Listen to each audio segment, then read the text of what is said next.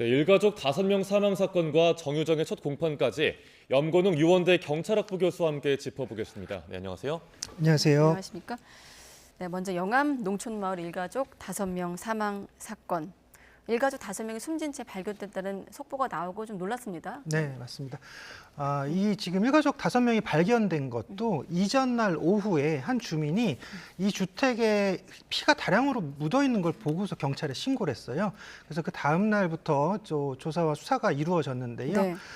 지금 이 현장에서 5명이 숨졌는데 일단 일가족 중에서 3명은 아들입니다. 20대 네. 3살 터울의 아들 3명인데 중증 장애인이고요. 또 여성 한 명은 이제 아내죠. 이 집안의 아내였던 분이 또 사망을 하셨고요. 그리고 최종적으로는 이 아버지인 사람도 사망을 했는데 내용을 들여다봤더니 지금 이게 이제 예를 들어 이렇게 5명이 사망했던 사건이라고 봤을 때는 외부에서 누군가가 와서 뭐 흉기로 살해한다든지 뭐 이렇게 타살 가능성이 굉장히 높아 보이는 사건일 수도 있지만 실제로 안을 봤더니 외부 침입 흔적이 전혀 없는 거예요. 그리고 출입문이 잠겨 있었다. 그런데 아들들이 지금 사망한 이유를 봤을 때 지금 1차 검식을 했거든요. 네. 경찰에서 1차 감식을 했는데 거기서 이제 아들 3명과 아내가 사망한 원인은 지금 흉기에 의한 살해 네. 가능성이 높다라고 지금 밝혀져 있고요.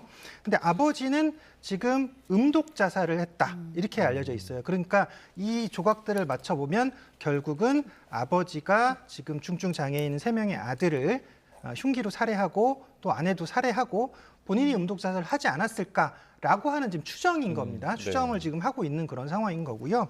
1차 감식 현장에서는 일단 이 부분만 밝혀졌기 때문에 추가적으로 뭐 CCTV 동선 그리고 주변의 진술들 이런 것들을 확보해가지고 또 이 원인이 무엇인지 동기가 무엇인지를 밝혀내야겠죠. 네. 주택 출입문은 내부에서 잠긴 상태였고 외부 뭐 침입 정황도 없었다. 그러면 뭐 우발적 범행과 계획적 범행 가운데 어느 쪽에 무게를 좀 둬야 될까요? 일단은 출입문을 잠그고요. 외부로 나가지 못하게 했다. 가족들이 나가지 못하게 했는데 문제는 현장에서 이 정도는 얘기를 해도 될 것 같아서요. 현장에서 다량의 혈흔이 튀어 있었고 혈액이 굉장히 많이 흘러 있었던 그런 상황을 봤을 때는 네. 흉기로 살해했을 가능성이 굉장히 높아 보이긴 합니다. 그러니까 아버지가 아들과 아내를 흉기로 살해했을 가능성이 굉장히 높아 보여요. 왜냐하면 외부 침입 흔적을 일단 경찰에서 제일 처음 보거든요. 근데 외부 침입 흔적이 전혀 없었다라는 점이죠. 네. 그리고 출입문을 왜 잠갔을까요? 외부에서 침입했으면 출입문이 열려 있어야 되는 게 정상이죠. 네.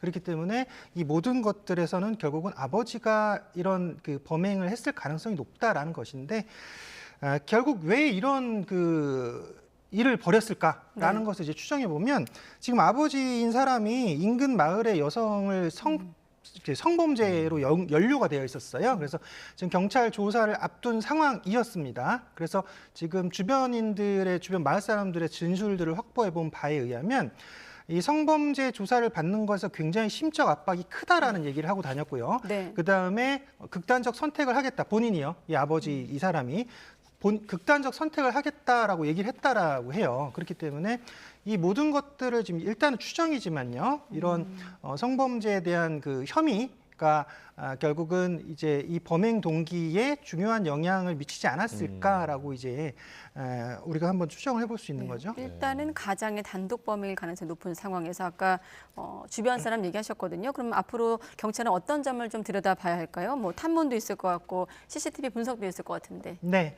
일단은 지금 만약에 남편 아버지가 지금 살해를 했다 쳐도 이것 사실은 수사에서 처벌할 수 있는 근거가 없어요. 왜냐하면 이 법적인 형사처벌은 그러니까 자연인, 살아있는 사람에게만 처벌이 가능하거든요. 그렇기 때문에 이 사건은 수사를 해봤자 사실은 공소권 없음입니다. 그래서 네. 처벌을 물을 수는 없지만 다만 이 사안이 이 지금 뭐 아버지를 포함한 5명이 지금 사망한 특히나 살해됐을 가능성이 높은 사건이기 때문에 경찰은 일단 이 부분에 대해서 사건 경위와 동기를 밝힐 수밖에 없습니다. 그래서 이 부분에 대해서 집중적으로 수사를 할 것인데 지금 1차 감식 현장에서 나타났던 것들은 아까 말했듯이 무슨 흉기를 사용했고 또 뭐 남편, 아버지는 음독 자살했다 이 정도만 드러났는데 네.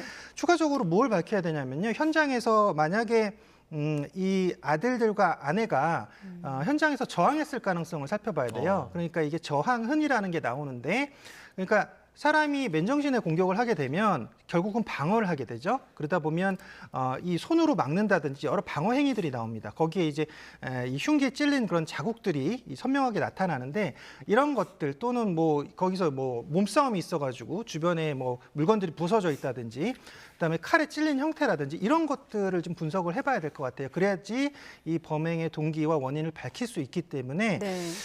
왜냐하면 저기서 만약에 보통은 여기서 뭐 약물을 사용해서 뭐 이렇게 정신을 혼미하게 한 상태에서 뭐 이 살해를 했을 가능성도 있고요. 아니면 정말 맨정신에 그냥 흉기를 막 휘둘렀을 가능성도 있으니까 이런 모든 것들에 대해서 왜 의도적으로 아버지가 나머지 가족들을 살해했을까 이런 것들을 좀 밝혀봐야 될 것 같은데 참 안타까운 게 이제 우리가 항상 이 뭐 동반 자살 뭐 이런 얘기들을 하잖아요. 네. 근데 네.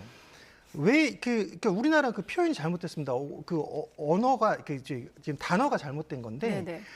동반 자살이라는 것은 남의 생명을 내가 박탈할 권리를 갖고 있다라고 해가지고 다 같이 자살을 한다라는 그런 얘기를 하는 것인데 타인의 생명을 박탈할 권리는 누구도 없죠. 가족에 대한 그 생명도 박탈할 권리는 없습니다. 왜냐하면 그러니까 아마 이 아버지가 만약에 살해를 했다라고 하면 그럴 것 같아요. 그러니까 아들들은 중증 장애가 있고 자기는 경찰 수사받아야 되고 성범죄자가 될 것이고 막 이러다 보니까 내가 이 자녀들을 책임지지 못할 것이다라는 그런 좀 뭐 사실은 틀린 생각을 한 거죠. 틀린 생각을 했고 그것이 이런 극단적인 범죄로 이어졌을 가능성이 있는데 그러니까 그런 거죠. 우리나라는 어떤 유교 사상에서 가족을 소유물로 생각하는 경향들이 있습니다. 네. 그래서 이 가족들을 내가 키웠고 내가 낳았기 때문에 내가 이 사람들의 선택도 내가 할 수 있는 것이다. 이런 생각들을 갖고 있어요. 그래서 지금은 이 동반자살이라는 용어가 안 좋기 때문에 지금 뭐 살해 후 극단적 선택이라는 단어로 지금 사용을 하고 있죠. 근데 이게 우리가 서구 사회를 한번 주목해 볼 필요가 있어요. 왜냐하면 서구 사회에서는 자녀를 독립된 인격체로 보거든요. 그래서 이 개인이 결정할 수 있는 것이고 개인의 그런 선택을 존중해야 된다라고 하는데 지금 동반 자살이라고 우리가 아까 표현했던 네. 살해 후 극단적 선택은 선택의 여지가 없는 거잖아요. 지금 만약에 가장이 다 같이 만약에 죽자라고 했을 때 가족은 선택할 지금 뭐 여지가 없는 거죠. 이런 것들은 굉장히 잘못됐고 그렇기 때문에 이것은 일가족을 살해했다라는 게 사실 뭐 명확한 용어겠죠. 그리고 이런 것들은 동반자살은 앞으로도 이제 사용해야 되지 않고요. 또 가족을 이렇게 소유물로 보거나 타인의 생명을 박탈할 권리는 없다라는 것을 좀 인식해야 될 것 같습니다. 그러니까 바꿔 말해 집단주의 가족 문화 영향이다. 그래서 최근엔 살해 후 극단적 선택이다. 이런 사법 용어가 등장했더라고요. 그런 지점까지 한번 짚어주셨고 이번엔 정유정 공판 얘기로 넘어가겠습니다. 오늘 첫 공판이 있었고 아까 차상은 리포트로 확인을 해봤는데 이 부분이 제일 궁금합니다. 계획 범죄가 아니었다고 주장을 했는데 이걸 말을 바꿨어요. 네, 심경 맞습니다. 변화의 배경 어떻게 해석할 수 있을까요? 일단은 범행을 부인했었던 거죠. 처음에는 계속적으로 지금 계획적인 범행이었다라는 것을 부인했었던 겁니다. 네. 그래서 공판 준비 과정은 사실은 정유정 본인이 참석을 안 해도 되는 거거든요. 적극적으로 방어하겠다라는 의지를 보여주면서 공판 준비 과정에도 참석을 했고 계획적 범죄가 아니다라고 주장을 했었습니다. 하지만 이번에 지금 실제로 그 첫 공판이 열렸죠. 첫 공판이 열렸더니 거기서 계획적 범죄가 아니다라는 말은 철회한다. 그리고 네. 공소 사실을 인정한다라고 얘기를 했습니다. 변호인 측에서요. 네. 그러니까 결국은 처음에는 계획적 범행을 인정하지 않았다가 지금은 이제 계획적인 범행을 인정하게 된 거죠. 네, 근데 정유정이 사망한 피해자 말고 앞서 다른 피해자 2명을 물색을 해서 살해하려 했던 것이 경찰 조사 결과 드러났습니다. 그래서 살인 예비 혐의 2건이 추가돼서 검찰에 송치가 되는데 이런 것들이 검찰 송치 영향을 좀 줬을까요? 네, 지금 그게 중요한 영향을 줬습니다. 검찰에서 제시한 증거만 해도 200여 개고요. 그러니까 이게 지금 이 한 건의 살인만 있다라고 하면 이 법리 공방에 있어서 계획적인 범행을 부인할 가능성이 좀 있거든요. 근데 지금 이전에 있었던 살해 예비 의도가 있었던 그런 정황의 2건이 나왔다는 거죠. 그렇기 때문에 한 여성을 불러내서 살해를 하려고 했는데 이것도 마찬가지로 그런 앱에서 부르려고 했습니다. 근데 거기서 이제 드나가던 그 사람들이 있어가지고 실제로 살해로 이어지지 못했고 한 건은 10대 남성 그 청소년을 불러내려 했는데 이 친구가 나오지 않았기 때문에 10대 남성이 나오지 않아서 결국은 실패했던 상황인데 디지털 포렌식을 통해서 이 내용들을 확보를 했어요. 경찰에서 확보를 하고 검찰에 넘겨서 지금 200여 건 정도의 지금 증거가 입증이 됐기 때문에 정유정 입장에서는 이것을 결국은 처음에는 부정하면은 계획적 범죄가 아니다라고 하면 될 줄 알았는데 이 앞에 있는 지금 두 건의 그 범죄 예비 상황들이 살해 예비 상황들이 나왔기 네. 때문에 이 건이 결국은 본인에게 거꾸로 불리하게 작용할 수 있는 거예요. 현재 상황이 어떻게 되냐면 보통 이 형량 기준이라든지 법원에서 판단을 할 때 감형 사유가 그런 거잖아요. 뭐 네. 보통은 자수를 했다, 반성을 했다, 우발적이었다 이런 건데 지금 그런 것들을 주장하려고 했던 건데 정유중이 지금 이게 지금 앞에 두 건이 나오다 보니까 어떻게 되냐면요. 이게 지금 이걸 부정하게 되면 오히려 계획적 범행인 것을 자기가 거짓을 하게 된 거거든요. 그렇게 되면 그 지금 법원을 지금 기만하게 되는 거죠. 네. 그래서 그렇게 되면 형량이 오히려 가중될 수가 있습니다. 그리고 네. 보통 정유정이 이전에도 지금 반성문 6건을 제출했었지만요. 그것도 사실은 제출해서 보겠냐라고 해가지고 제출 안 했었거든요. 근데 그걸 제출했다는 것도 결국은 이 형량에 영향을 미치고 양형의 감형 사유를 지금 노렸던 건데 지금 여기서 계속적으로 부정을 하게 되면 법원에서는 이제 반성이 없다. 재판부를 기만한다. 이렇게 보고 형량이 가중될 여지가 높기 때문에 이렇게 네. 태도를 취하는 겁니다. 그러면서 재판부가 마음이 무겁다고 한 대목이 있었습니다. 바로 정유정 사건 보도와 관련해서 심히 우려된다. 모방 범죄에 대한 우려를 표명을 했거든요. 그래서 저희도 사실 이런 내용을 취재할 때 최근에 또 흉악 범죄가 많지 않았습니까? 네. 취재할 때도 그렇고 편집해서 보도할 때도 그렇고 굉장히 고민을 많이 하는데 경각심을 줄 수 있는 방향으로 보도가 됐으면 좋겠다라는 건 어떤 의미일까요? 정유정도 사실 그 범죄 프로를 많이 봤었어요. 네. 근데 이게 지금 뭐 우리 지금 YTN 같이 보도 채널에서는 공정하게 보도를 하기 때문에 이 내용이 문제가 되지는 않습니다. 저희도 다만 범행 장면 같은 건 최대한 자제하고 그렇죠. 지금 보도를 하고 용어도 있거든요. 순화하고 예. 그러잖아요. 근데 이런 것들은 문제가 되지 않는데 이제 일부 언론들에서 보면 이것을 굉장히 자극적으로 포장을 하는 경우들이 있어요. 그러다 보니까 이런 것들이 또 모방 범죄로 이어지기도 하고요. 또 청소년들에게 악영향을 미치기도 합니다. 특히나 최근에 뭐 시사 프로그램에서 있는 범죄 프로그램 저도 좀 보긴 하는데 네. 내용들을 굉장히 자극적으로 많이 묘사하고 포장하는 경우들이 있어요. 이런 것들이 오히려 모방 범죄라든지 청소년에게 악영향을 미칠 수 있습니다. 그래서 지금 이런 내용들이 지금 재판부에서도 이걸 지금 공개 재판했거든요, 이번에. 근데 이게 만약에 문제가 되면 이것을 비공개 재판으로 전환하겠다라고 할 정도로 이런 모방 범죄에 대한 우려를 법원에서 표명했습니다. 네, 아무튼 오늘 정유정 사건 첫 공판이 있었고 계획적 범죄에 대해 처음으로 인정을 했습니다. 앞으로 좀 재판 과정을 지켜봐야 될 것 같고요. 자, 교권 침해 관련한 사건 이야기도 한 가지 나눠보겠습니다. 자, 학부모가 어린이집 보육교사한테 인분이 묻은 기저귀를 던진 사건 관련해서 지금 청원에 나흘 만에 5만 명 이상 동의를 했거든요. 네. 자, 5만 명 이상 동의했다는 건 어떤 의미일까요? 그러면 이제 보육교사에 대한 그런 그 보호법을 지금 국회 상임위에서 지금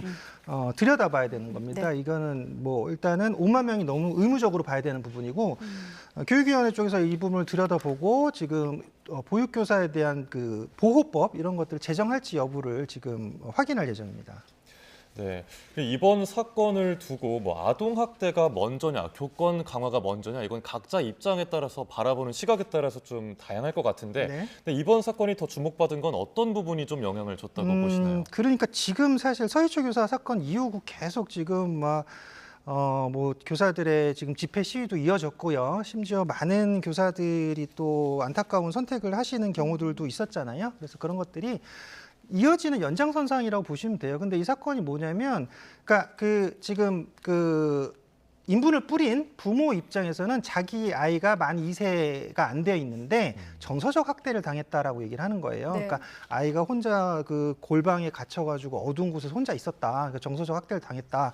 그래서 그 부분에 대해서 해명을 하려고 교사가 찾아갔더니 이 어린이집 교사가 찾아갔더니 갑자기 막 인분을 이렇게 던졌다라는 거죠. 근데 이게 사실은 내용을 좀 들어보고 이게 사과를 들어야 될 부분인지 아니면 해명을 듣고서 이 부분을 결국은 서로 대화를 통해 해결할 수도 됐는데 지금 연이었던 교사들의 지금 교권 침해 사안들 그리고 교사들이 지금 여러 가지 특히 학교 폭력과 연관된 부분에서 여기 정서적 학대에 해당된다라고 해가지고 교사들이 그것을 견디지 못해서 결국 이렇게 극단적 선택을 하는 경우들이 있었거든요. 네. 이게 무슨 얘기냐면 학교폭력 예방법이 교사들의 대응에 대해서 이게 그 불신을 바탕으로 제정돼 있다라고 연구 보고 결과서가 나와 있어요. 그래서 이런 것들을 그러니까 이런 거죠. 첫 번째 문제는 아동보호를 둘러싼 잘못된 제도들이 있고요. 그리고 이런 악영하는 학부모가 있고 월권을 행하는 학부모들이 있고 그다음에 네. 교사들을 보호해주지 못하는 무능한 교육 행정이 있어서 이 모든 것들이 연결된 연결성상 고리가 결국은